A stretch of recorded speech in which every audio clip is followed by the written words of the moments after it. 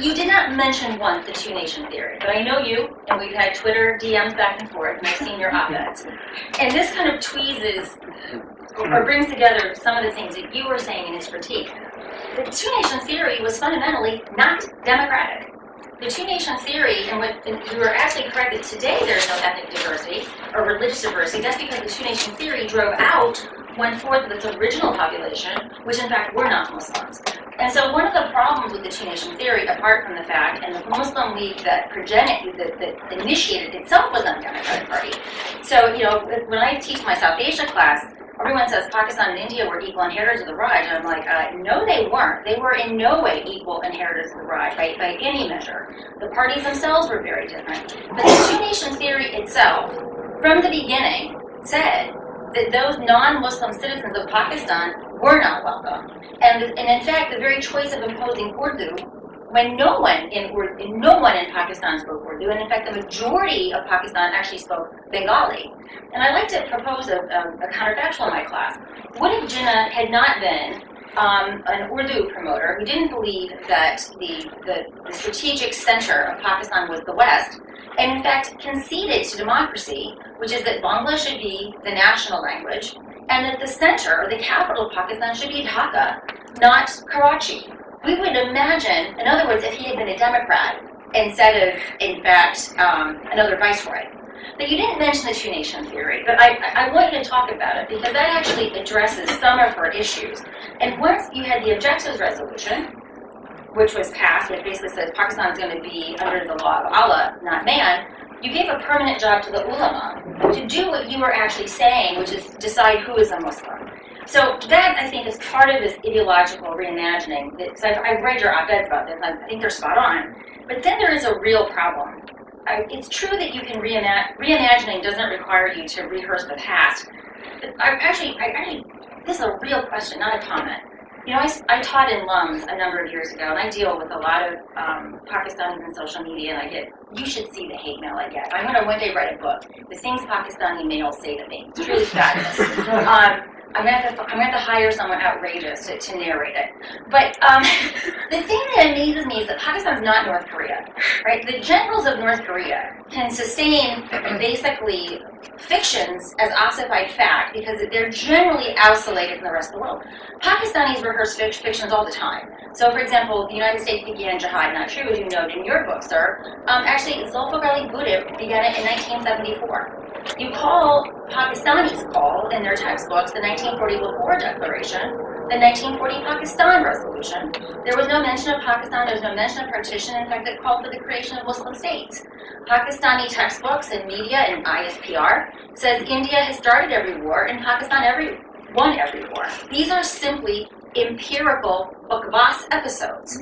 And Pakistan has never been isolated from the world, even at its highest point of being a pariah for the Taliban, Osama bin Laden. It's never been isolated. So what accounts for this enduring and accumulation of fiction that so many Pakistanis rehearse in their curriculum and elsewhere as fact, despite this thing called empiricism? How do you puncture this bubble of nonsense? That's a more difficult question, but before I come to that, let me begin by saying that the reason why I didn't mention the two-nation theory and Imran Khan is because I thought I should talk about more relevant subjects than those that have become redundant under the circumstances. Cricket. Look, I mean, it's a great line from Ziaul Haq, but the truth of the matter is that cricket doesn't unify nations. Pakistan's cricket team is essentially composed of one ethnic group and large with a few people from Karachi thrown in. Nobody in Balochistan plays cricket. And so these are these cliches that we have and we make them into discourse. Similarly, it's not only Pakistanis who have a problem with history. People who work on Pakistan here, many of them embrace these things. For example, Islamization goes all the way back to 1949 with the Objectives Resolution. It's a systematic. Bhutto may have expanded it because of 1971. Half of the country went away. He actually had a conference in Pakistan between mosque and military. I cite that, where he actually had a conference and said, "Can we have a new basis for our national identity?" And the scholars showed up, and half of them said, well, yeah, we could, because we could be a voluntary unit, and then the other half said, no, it has to. And it was the military that pushed for the Islamic identity. And people forget that between 1947 and 1958, Pakistan did not declare itself an ideological state. It was Field Marshal Ayub Khan who declared Pakistan an ideological state. Jinnah never used the word ideological state. Liaquat Ali Khan never used the word ideological state. The word ideological state was first used by Ayub Khan, who in his book, Friends Not Masters, actually makes extremely racist statements about Pakistan's own majority population, the Bengalis, and then about Hindus. And so what it was this Hindu-Muslim sort of oversimplified paradigm which was used, which now I agree that religion is not necessarily the reason for militarization, but Pakistan's experience is one of militarization through religion. Because the whole idea, for example, in the 65 war, Ayub Khan's calculus was that a Muslim fights better than 5 Hindus. He said it explicitly. And of course, Nehru being, having a sense of humor, and his successor, Shastri, was a successor at that time. And some of them came up with the idea that, if Nehru used to say, if we ever have a war with Pakistan, I'll make sure that every 5th commander is a Muslim. And in 1965, that's what they did. They actually found all the Muslim officers in the Indian army to try and have a 5th Muslim commander, so that they could actually prove to the Pakistanis that your basic idea is wrong. It's not Muslim versus Hindu. There's some long-term standing historic paradigm that's been created over the years. After all, during the Mughals, the two communities lived a lot more harmoniously. Otherwise, there wouldn't have been an empire the way it was if there hadn't been greater harmony. So the whole history has been, it's a contrived history. And here I would slightly disagree that while Israel may not make sense to people, Israel actually does track itself through an internal argument of history. There was an Israeli state, there was an Israel in history that we are trying to recreate. Whereas there was no Pakistan in history that we are trying to create, which is why some people said we are trying to recreate the state of Medina, the state that Prophet Muhammad had. Because it is a serious problem for those who want a historic explanation for why they are members of a nation instead of a voluntary union of ethnicities. And yes, I agree that Pakistan's diversity right now is more ethnic than religious. There is a religious overlay as well, which has to be understood. It's actually just below the surface. The proportions, for example, of various Islamic sects vary between various parts of the country. And so therefore, and then how people approach religion. The Sindhis historically were always Sufis. They were much more at ease living with other groups. So for example, Hindus attended the shrines of Muslims, Muslim saints. Baluch have a very relaxed approach to religion compared to the other. The Pashtuns were divided between those who were a little more orthodox, and then those who were had a more South Asian vision or version of religion. Punjab is where basically in 1947 the real ethnic and religious clashes came. All the communal riots, etc., were concentrated in Punjab. East Punjab was totally cleansed of Muslims, and West Punjab was totally cleansed of Hindus and Sikhs.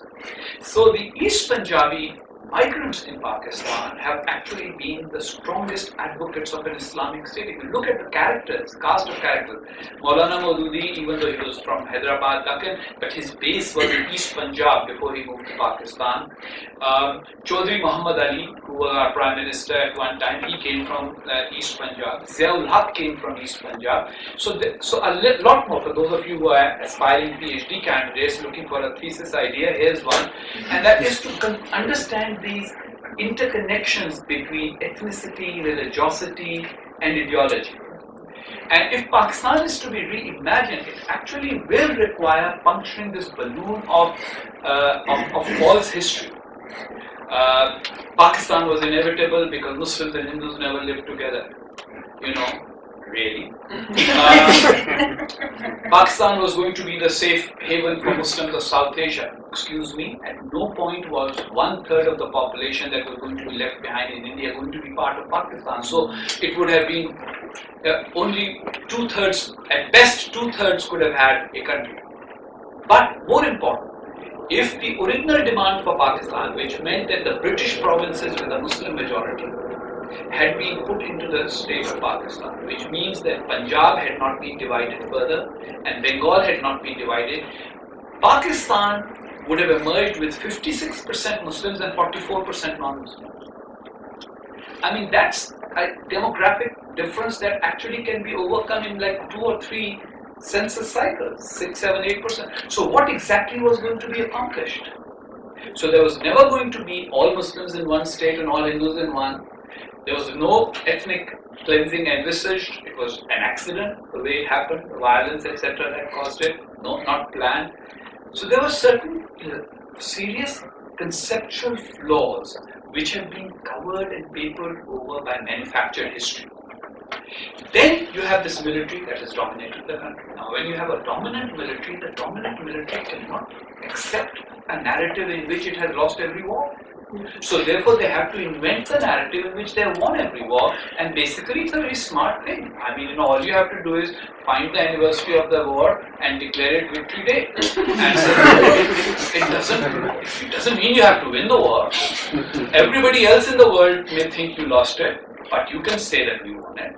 And then you can stretch history a little bit again, blame it all. For example, 1971 in Pakistani discourse, increasingly Zulfikar Ali Bhutto is blamed for it without acknowledging the fact that the man who actually held the cards and controlled the country at that time was an army general, Yahya Khan.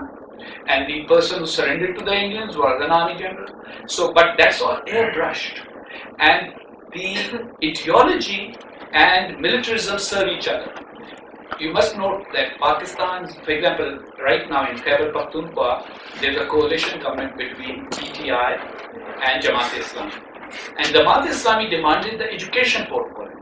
And what did they do with the education portfolio? They used it to change the textbooks in a manner in which the historic role of Ghaffar Khan would be kind of wiped out. The entire debate, even in You should explain who that is, especially in light of the terrorist attack last week. Ghaffar Khan, Khan Abdul Ghaffar Khan, also known as Bacha Khan, was a Pashtun leader who did not agree with the creation of Pakistan. And he was, Frontier Gandhi. Yeah, he's also known as the Frontier Gandhi. He advocated non-violence, and he was the most popular Pashtun leader before the creation of Pakistan. And after the creation of Pakistan, he spent a great deal of time in prison, etc. And always his followers still remain influential in the politics of Northwest Pakistan, Pashtun politics of Pakistan. And so going back to the curriculum changes, they want to paint a narrative in which essentially, so Bacha Khan doesn't exist. The fact that people of Pashtunkhwa didn't vote for the creation of Pakistan, the fact that the people of Balochistan were never asked to vote, all of that has to be airbrushed to create an assembly. They never had an assembly. Yeah, so there's been an airbrushing of history, and then because Pakistan became an American ally, there are people in America, whether they be in American governments successively or American academia, etc., who kind of have this very soft approach to Pakistan. It's very interesting. Read British scholars on the creation of Pakistan, read American scholars, with some notable exceptions. But there's a general tendency, instead of understanding that here is essentially a state that was created under very complex circumstances, and now basically it's people, if they want to be part of one country, they have the right to build a new democratic country. But a militarized state, under an army that wasn't, most countries raise an army for the threat they face, right? Pakistan inherited an army and had to create a threat to match the size of its army. That's a very fundamental thing that people need to understand about the process through which all of that came back. Which is why I say that this reimagining process will actually have to focus a great deal on cleaning up that whole mess that has been created with this oversimplified ideological history and militarized history in which we Pakistanis did nothing wrong, Everything wrong was done to us by the rest of the world. India is the biggest bully on earth, but then the Americans are fair weather friends who've never been nice to us. The rest of the world constantly conspires against us. For God's sake, even the fact that we now have a higher occurrence of floods is the result of a Zionist Hindu conspiracy, because they now have technology whereby they manipulate floods in our country. By the way, go Google it. Just put in the words HAARP, HARP, and Pakistan floods together. You will find a whole bunch of articles saying that. And we are also, unfortunately, the only country where a physics PhD who headed our atomic energy program at the time actually wrote an academic paper, ostensibly academic paper, saying that the solution to the world's energy problems, because I'm a Muslim and I believe in the Quran, and the Quran talks about jinns who are made of fire. Therefore, the solution to the world's energy problem, beginning with Pakistan's energy problem, is actually greater prayer to bring the jinns into the service of mankind so that they can generate the energy for everybody. The guy has a PhD in physics from